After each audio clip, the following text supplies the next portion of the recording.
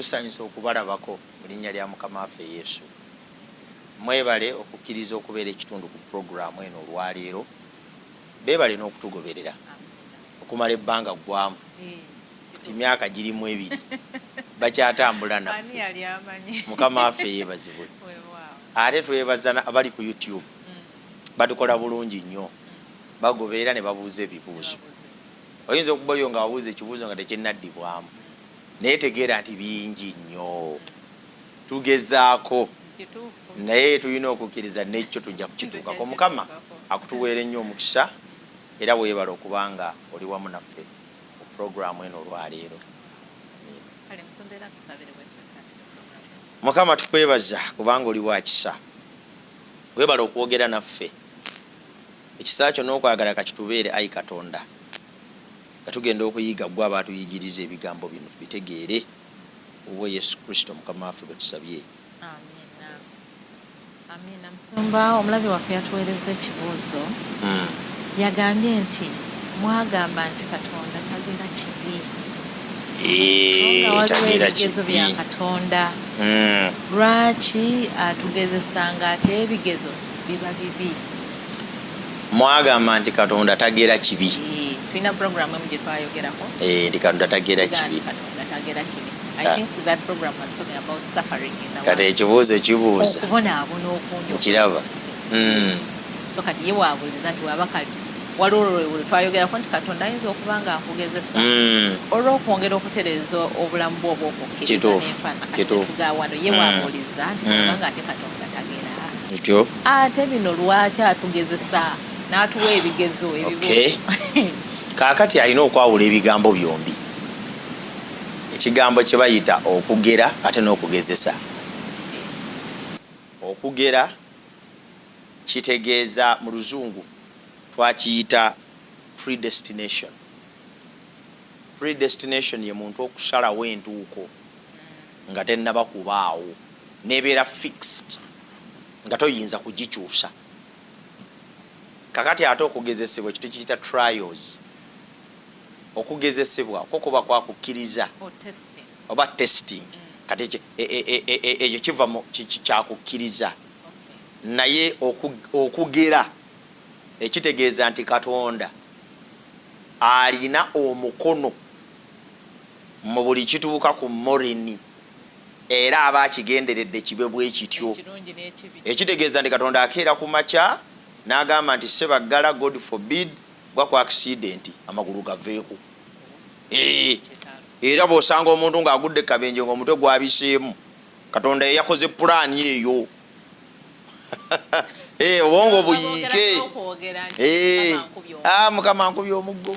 Mukama munnange yamanye ebibye. Ye ate tunaamubuuza akifa abantu. Ye ate tukole tutya munnange Mukama bw'abanga yasazeewo.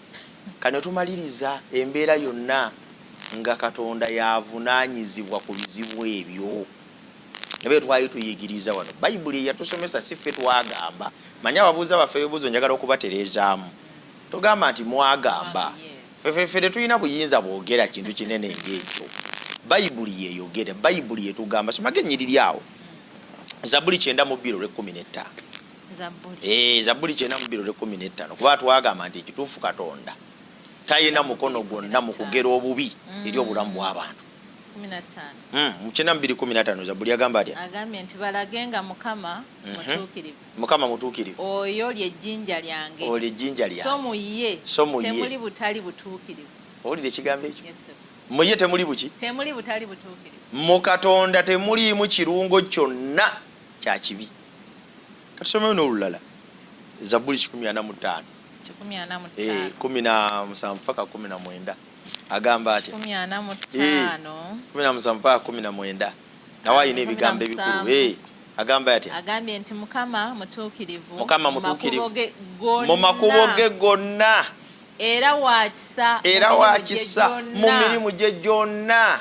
Mukama abakumpi abo bonna abamukola ki? Abamukaabirira. Genda mu maaso. Bonna abamukaabirira n'amazima. 19. Otyo anaatuukirizanga kye baagala abamutya. era anaawuliranga okukaaba kwabwe anaabalokolanga. Oye Katonda.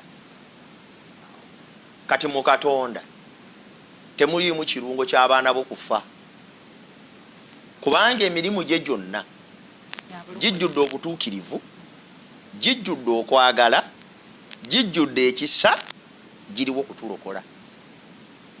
Muyiye temuliimu kirungo kya kibi. Era njagala okutegeeza abatulaba, bw'olabanga awantu wonna obulumi, okubonaabona, okukaaba, okufa, enjala, entalo, kakaleme kubeera kabonero kakujjukiza Katonda omubi, kakabeera akabonero akakujjukiza Setaani n'ekibi nga bwe biri ebibi ennyo, kakuzzeeyo eri Katonda kubanga yayagala okununula okubikugjamu. Amiina. Yensonga lwaki teri kintu kya bulabe, teri kintu kya bulabe nga kugamba nti Katonda agera ebibi. Ekyo manchi kiba kitegeeza nti teri ggulu. Kubanga mu ggulu tugenda kubayo ne Katonda y'omu. Kale kibanga Katonda atutemako amagulu kati. Gwe tugenda okusanga ne mu ggulu. Olwo kakitegeeza ne mu ggulu accident mpitirivu. Ate abantu abatera okuyigiriza ekintu ekyo bayigiriza ejjana.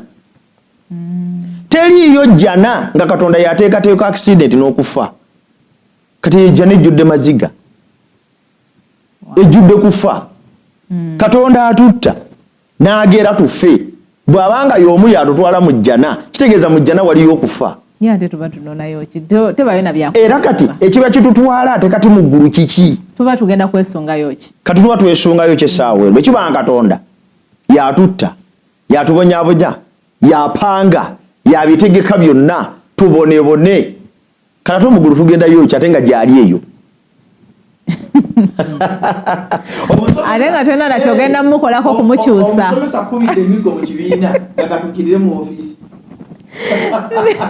Omusomesa nze mu kibiina nakukubira omwo emigo akutale mu ofiisi obasuubira emirala mingi nnyo. Nakugamba naleka jangu mu ofiisi, kitegeeza nti jangu nkwongere. Kati kibanga Katonda emigo agitukubidde ku nsi ne tumatira tono omusajja akuba kati ate mu ggulu gy'asula. Omanye ekiri eyo? Kati okwesunga eggulu n'okulyogerako nti ddungi, omanyi lwaki tulyesunga? Kubanga Mukama talina mukono mu bitobonyabonya. Amiina. Eyo ka y'ensonga lwaki tulinda okudda eka. Ne bwe kibanga ateeka gye tudda nanyini kutobonyabonya ye yazimbayo olwo tufudde. Era bw'obeere ng'oli okwo Katonda yagera obubi, yatesitesa accident, yasazeewo ofiirwe omwana we, gwe totawaana kunoonya ggulu kubanga eri gy'asula. Saabatemu asula mu ggulu. Tulaga ensongayo ki? Ekikwesunze eggulu kubanga Saabatemu ali wano, Setaani mu ggulu taliiyo. Ekikwesunze eggulu nti wano ekibi we kiri, mu ggulu tekiri. Naye ate bwe kibanga ali mu ggulu ate yaleeta ebibi. Kati otwesunga tukulaga. In fact mu kubikkulula tusuubiza n'otusuubiza nti ali tusangula amaziga. Kati bw'aba ye mukubi ate akukuba ate amala akusangule n'amaziga. Olwose n'oleeta ekyokulabirako ekyo. Era abantu okusoma lunyiriro bajja tusoma mu 2:1 lutugamba nti ali tusangula amaki? Maziga. Kaakati ekibuuzo bye tubonyaboneddemu mu nsi muno. Akubonyaabonya, aleese okufa, aleese okukaaba, ate n'akusangula ati amaziga nkiboka gikutte. Oyo si munnanfuusi. Era abeera ddala munnanfuusi. Ate ogamba otya nti okufa kulivaawo ng'ate atutta ali mu ggulu, kaye Katonda yatutta. Kati ate okufa kunaavaawo kutya nga nannyini kulutemula ate yatulinze. Tekisoboka. Okufa kugenda kuvaawo kubanga kali butemu talibaayo. Amaziga gagenda kuggwaawo kubanga agatukabya talibaayo. Okubonaabona kugenda kuggwaawo kubanga atubonyaabonya talibaayo. Ne bwe kibanga atubonyaabonya ate yali eri. Kati jjana kijoyogerako eyo eribaamu ki eyo? Sumba tujjukizeeko katono nnyo lwaki tubonaabona, lwaki tufa. Byajja lwaki? Kubanga bwe tunaategeera origin kitegeeza nti bwe kino nga omulandira gumaze okuvaawo then ate oli si yakola ki? Twekoonekaawo gendako mu Bayibuli bikula mu Baluumi sura 5 onyole 12. Baluumi 5 Baluumi 5:12 Baluumi mulimu ennyiriri omwo.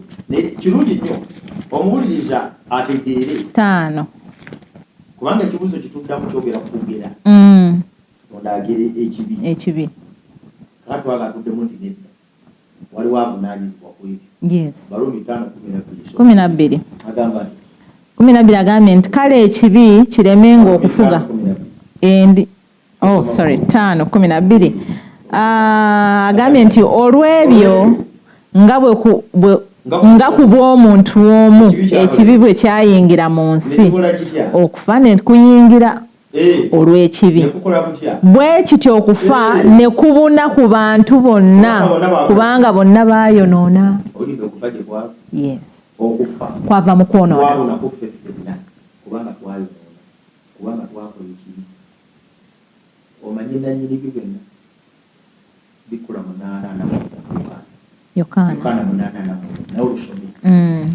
lusome munaana anamunya atulaba ayina okumanya nanyini bino bireme okuddamu okuteekebwa ku Katonda amazima agamba ati anamunya mwe muli ba kitammwe Setaani era mwagala okukola okwegomba kwa kitammwe oyo okuva ku lubereberye ye mussi so teyanywerera mu mazima kubanga amazima tegali mu ye okuva ku lubereberye muki ye mussi ye mulimba lwaki ofiirwa ali eyo otandika okunenya Katonda okuva ku lubereberye ye mussi ate si mussi kyokka naye n'obulimba muki mulimba agambye nti bw'ayogera obulimba ayogera ekiva mu bibye kubanga ye mulimba era kitaawe w'obulimba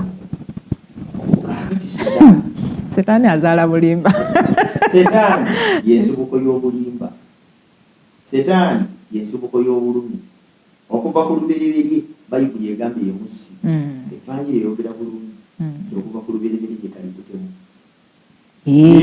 ekyo kikkaatiriza bulungi kali butemu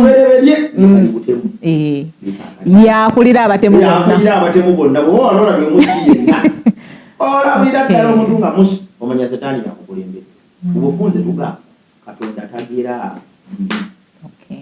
talina mukono gwonna mu kutuleetako obulumi talina mukono gwonna mu baana baffe kufa si nteekateeka ya Katonda okubanga tuli ku nsi ne tusiga ebijanjaalo ne bitamera n'osiga kasooli n'amera naye nga ku kigundi tekulimpeke n'ogerewo nga tekulimpeke eyo byonna bw'obirabanga manya nti esendika ekibi ne Setaani naye Yesu twagala okwebaza Katonda nti Setaani yawangulwa amiina n'azikirizibwa emirembe n'ebiki n'emirembe tetwagala kuva ku bigambo bino tuwadde bantu bikula Bebbulaniya Bebbulaniya 2:14 Bebbulaniya Bebbulaniya 2:14 agamba Bebbulaniya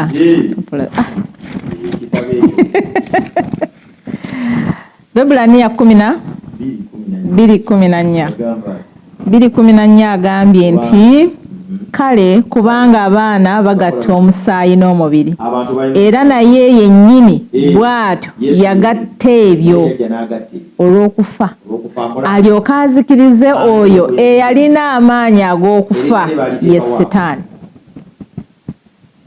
Setaani yalina amaanyi ag'okufa yamuzikiriza. nti olunaku olumu byonna bye tuyitamu olwaleero bigenda kubeera lufumo nga tubijjukira bujjukizi twaliwoko ekiseera okulwala kuliwa Bayibuli eriyo nyo olugamba nti tugenda kuduulira okufa okufa kati amaanyi go kati galiruddawa nga tegakyaliwo toyinza kufuna maanyi kupigo nogati sijja kufeto taliyo yabeera muzira bakuumibwa amagye kuli okufa tekuwewa tekumanyi muto tekumanyi mukulu kitegeeza kati omulabe gwe bayita okufa tumutya naye Yesu Kristo yawangula Setaani agenda kulinnya enfeeke ku kufa n'okubonaabona n'okulumwa katubeere mu nsi ewali Katonda tatwagaliza bibi naye atwagaliza ebirungi kati yabuliza kugezesebwa tubale twawula wali badde okugera kana twagera bubi katonda twagaliza birungi byokka. I know the plans I have for you. Jeremiah 29:11. Manye enteekateeka ze nnina gy'oli. Nze sigera baana b'okufa njagala babeere balamu. Naye kati ate okugezesebwa ko kuli kutya okukwatagana kutya twagala tufunzefunze bikolako mu Peetero ekisooka. Peetero ekisooka essula mmere 12 paka 13 ekisooka nnya mwegamba ati ogambye ekisooka 12 12 agambye nti abaagalwa temwewuunyanga olw'okwokebwa okuli mu mmwe okujja gye muli olw'okubakema nga balabye ekyekitalo naye kubanga mussa kimu mu bibonoobono bya Kristo musanyukenga era ne mu kubikulibwa okw'ekitiibwa kye mulyoke musanyuke n'okujaguza. Temwewuunya olw'okwokebwa okugezesebwa okuli mu mmwe.